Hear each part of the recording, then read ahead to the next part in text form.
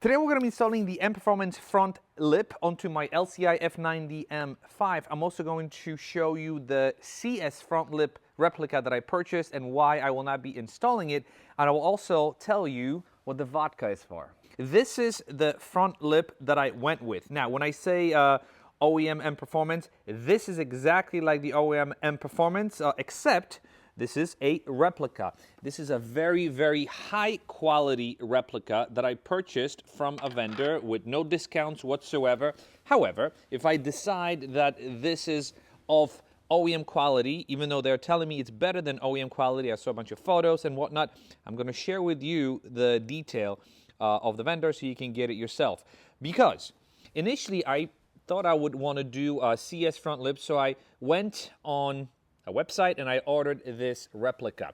Now, I ordered this replica thinking that it would be a straight install where you would just undo some of the screws and rivets and you could install it. Well, not so much, because what this replica wants you to do is, as you can see, it's got no holes. So they want you to drill holes in the carbon fiber, either match them with the front bumper holes that you have, or just strictly drill into the bottom of your bumper, which is what I don't want to do.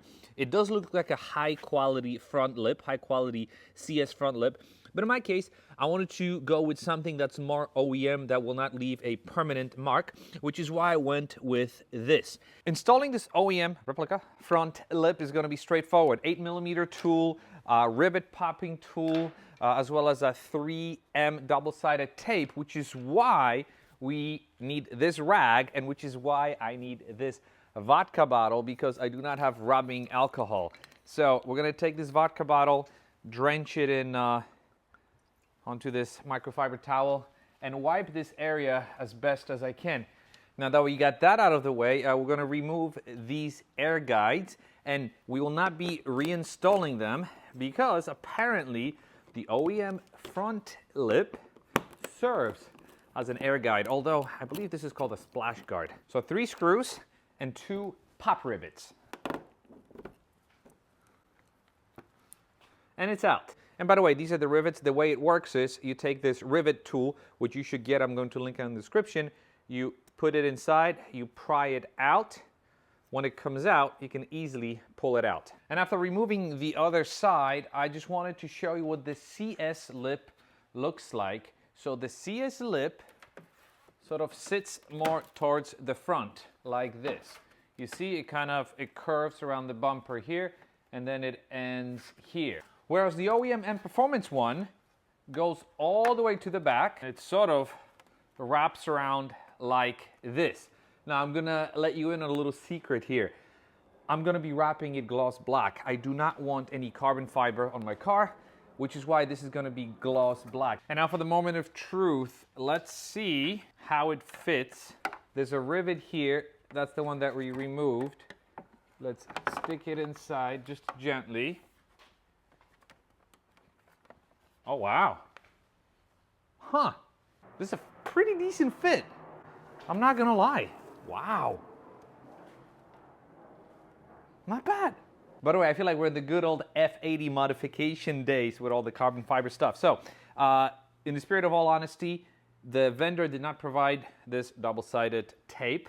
I had some lying around, so I used it, and this is how I applied it. I applied it along the edge here, here, here, and I untucked each corner because the idea is to attach it, screw it in. After it's screwed in, then I peel it from each end, and then gently press it against the body of the car to stick it on. But anyways, let's get on with it. Put this rivet up here, and I'm putting this rivet, I'm not inserting the middle part, I'm keeping it outside just to get me in. So let's put this in, that's gonna be my guide. And then I'm gonna use the second one here, and a third rivet up here. Let's make sure all the tape pieces stick out.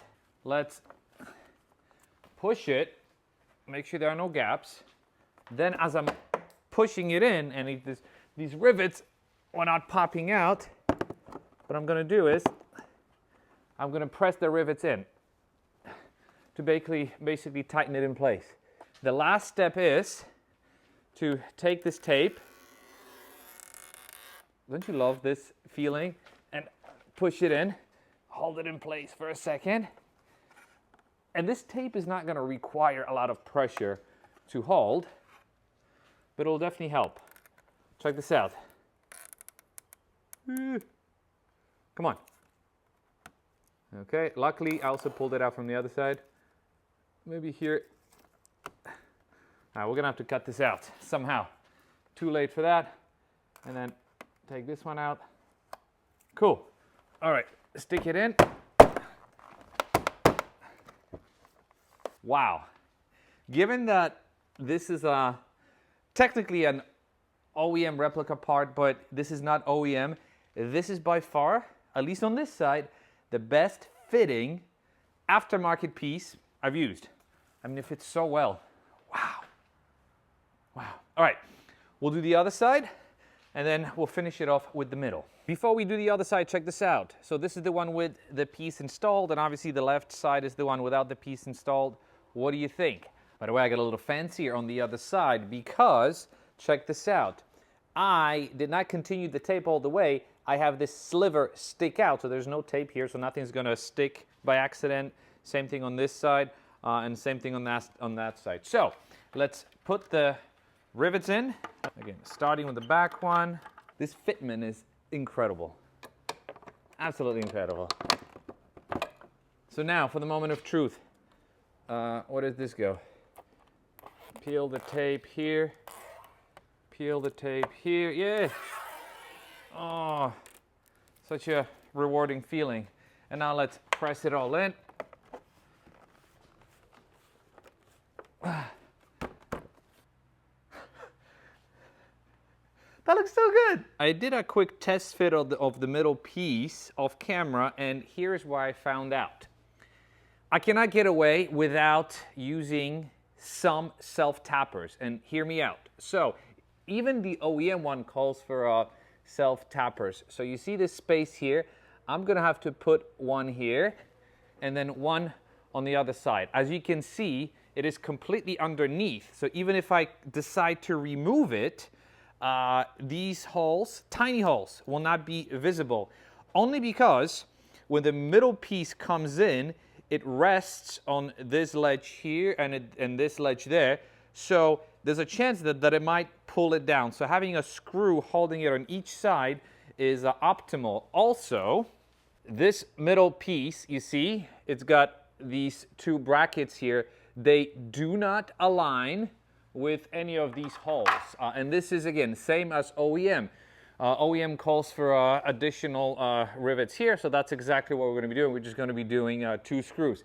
The bump is already scratched up by the previous owner. You can see this is, no, the PPF ends here. So this is by the previous owner, but we're going to cover it up. The fact that we insert these 2 self-tapping screws here is not the end of the world. And of course, every single screw and washer used, I'm going to link that in the description of this video. And this is where the middle piece comes in. But before I push it in, I want to see where I'm going to be applying the tape.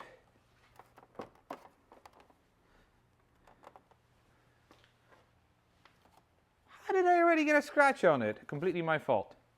So honestly, tape is not even needed on this one, because this one will just sit here. All right. So at the end you are left with these 2 air guides. You do have to put the original screws back in, but that's easy. Now we're going to lower the car, see what it looks like, and take it to my trusted wrap shop.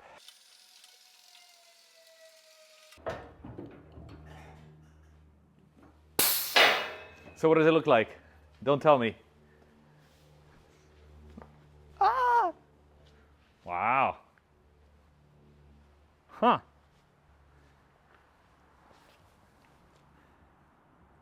That looks aggressive. Love it. Wow. So cool. Wow.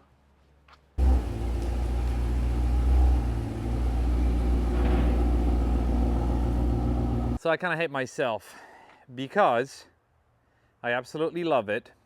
No question about it.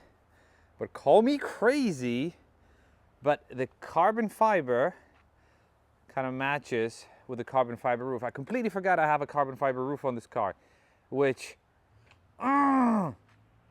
geez. So what do I do? What do I do? I may have to have it PPF'd instead of getting it gloss wrapped, because, I mean, look at it. Even from this angle, you see how the sun sort of breaks or at least highlights the carbon fiber up top. It also does the same thing with the front lip. Holy smokes. What did I do? What did I do?